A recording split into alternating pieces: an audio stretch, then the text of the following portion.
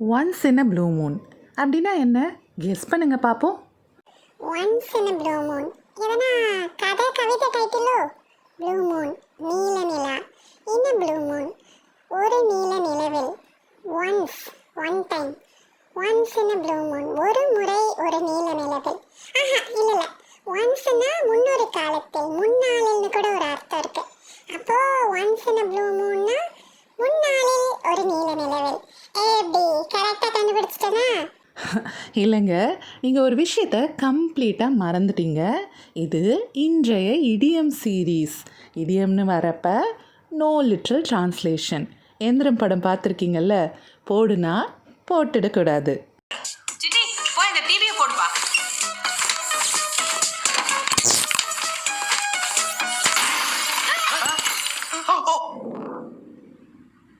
So once in a blue மூன்கிற இடியம்க்கு meaning என்னென்னா not very often, very rarely. அதாவது அடிக்கடி நடக்காமல் ரொம்ப அரிதாக எப்போனா நடக்கிற விஷயங்களை பற்றி பேசுகிறதுக்கு இந்த ஒன்ஸ் இன் அ ப்ளூ மூன்கிற இடியமை நம்ம யூஸ் பண்ணலாம். இப்போ எக்ஸாம்பிள் சென்டென்சஸ் பார்க்கலாம். How often do you go to the cinema? How ஆஃபன்னா எத்தனை நாளைக்கு ஒரு முறை அப்படின்னு அர்த்தம். இங்கே சினிமாங்கிறது ஃபில்ம், மூவி கிடையாது. இங்கிலீஷில் மூவி போய் பார்க்குற அந்த தியேட்டர், சினிமா தியேட்டரை தான் சினிமான்னு சொல்லுவாங்க. ஸோ எத்தனை நாளைக்கு ஒரு முறை தியேட்டர் போய் படம் பார்ப்பீங்க அப்படிங்கிறது தான் இந்த கொஸ்டினுக்கான மீனிங். ஆட நீங்கள் வேறு ஆடிக்கு ஒரு முறை, அமாவாசைக்கு ஒரு முறை, அத்தி பூத்த மாதிரி தான் அதெல்லாம் அப்படின்னு சொல்லணுன்னா once in a blue Moon அப்படின்னு சொல்லிடலாம். இப்போ நெக்ஸ்ட் எக்ஸாம்பிள் சென்டென்ஸ் பார்க்கலாம். My brother lives in Australia, so I can only see him once in a blue moon. இங்கே பிரதருங்கிறது அண்ணனாகவும் இருக்கலாம், தம்பியாகவும் இருக்கலாம்.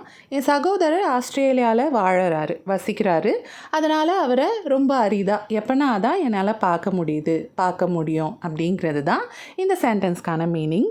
இதே மாதிரியே இன்னும் நிறைய நம்ம டே டு டே கான்வர்சேஷன்ஸ்க்கு தேவையான இடியம்ஸ் அண்ட் வேர்ட்ஸ் எல்லாம் ஆல்ரெடி நம்ம சேனலில் வீடியோஸாக இருக்குது. மறக்காமல் அதெல்லாமும் செக் பண்ணி பாருங்கள். இந்த வீடியோ பிடிச்சிருந்ததுன்னா please like, share and subscribe to our channel. Thanks for watching. Take care. Happy learning.